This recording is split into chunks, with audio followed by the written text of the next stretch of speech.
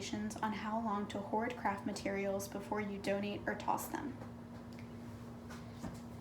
So, this is a really complicated question because it's different for each individual person.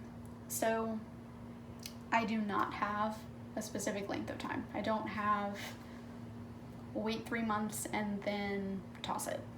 But what I will address is why you would want to get rid of this and maybe come up with some solutions and some ideas around that.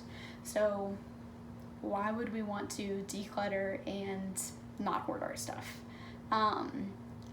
That to me, because in my experience, the reason that I've ever been like, I need to declutter, which is what I'm currently doing in my studio right now, is because I'm overwhelmed, is because I've accumulated so much stuff that I can't even work on projects. I feel overwhelmed.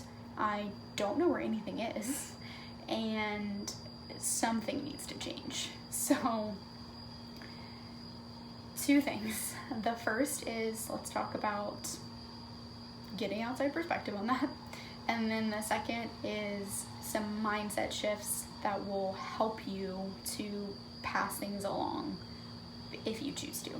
So the first, also my neighbor is working on his house. Sorry for the background noise.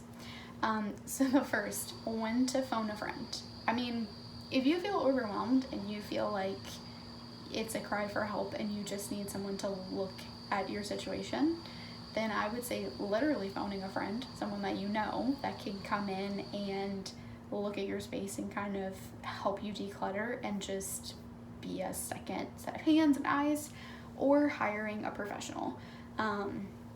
Doing someone that has like, kind of like Marie Kondo method, that will come and look at your space, will help you organize, will help you lay things out better. All of those things kind of also fix the problem of feeling like you have a lot of stuff and feeling like you're hoarding things.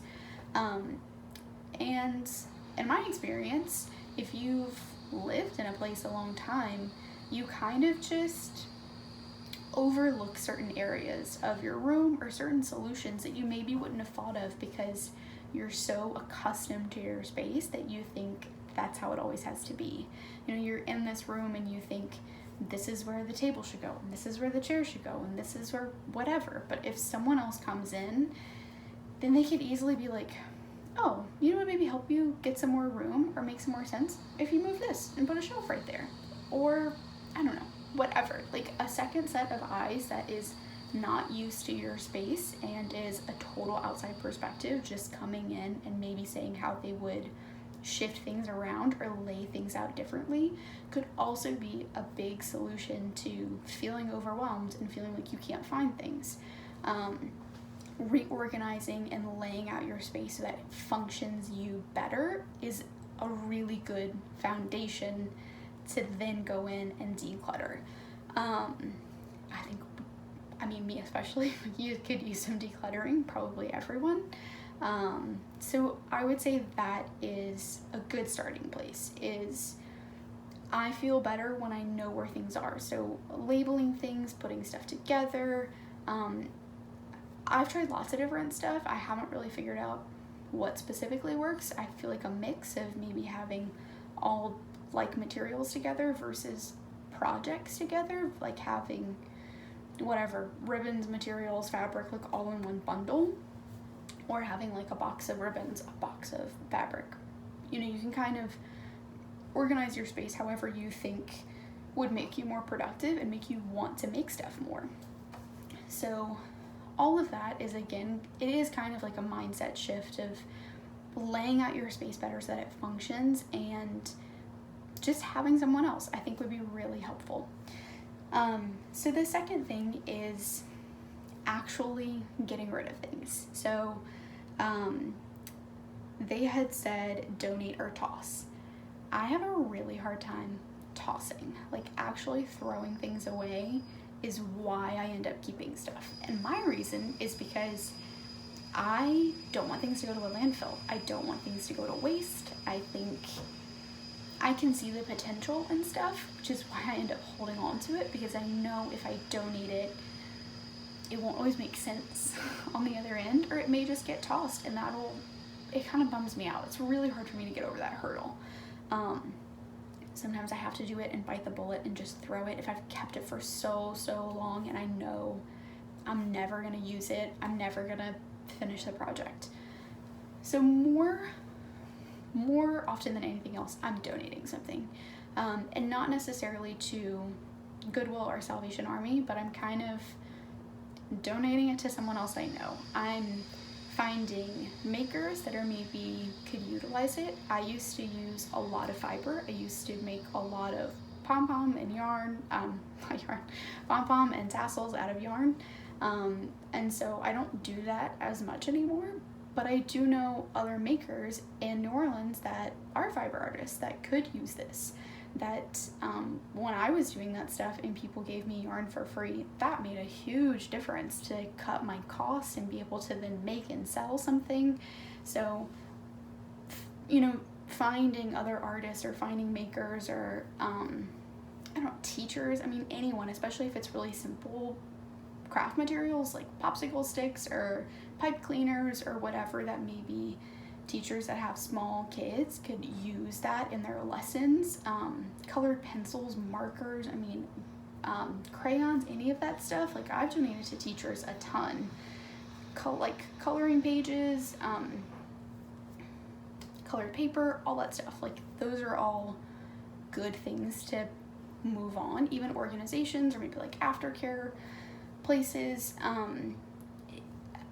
The point with that is that I usually feel really good passing those things along. I know that it's gone somewhere that's going to be really beneficial to the people who's receiving it. And that makes me feel so much better about getting rid of stuff and decluttering. It makes me want to do it more. It makes me realize I'm going through my yarn. I'm like, oh, I know a person who's a fiber artist here. Maybe she'll want this, like all this yarn. I'm gonna text her. Like, it instantly feels better. And so even if you don't necessarily have a wide net of makers that you know, I would say it doesn't hurt to reach out. You probably still follow someone on Instagram. You could mail them a care package. It doesn't hurt to ask, and that's the amazing thing about social media, is that we're connected to so many different people now. They're just people, you know, like, it doesn't hurt to reach out and see if they could use it, if it would help them out. That helps you out because you're passing stuff along. I also last year joined a Facebook group that's like barter and trade for New Orleans area, and it is amazing. I love it. So if there's something like that in your area that you can just like kind of circulate things, then it also feels better because you know if you needed something, it can come right back around to you. You know, you've gotten rid of this pile of fabric, but maybe a year from now or months from now, if you need some fabric for a project, someone else will be going through their stash and you can get some. This noise. So yeah, it's like kind of helps. I mean, that really like makes a big difference for me in wanting to get rid of stuff and kind of helping.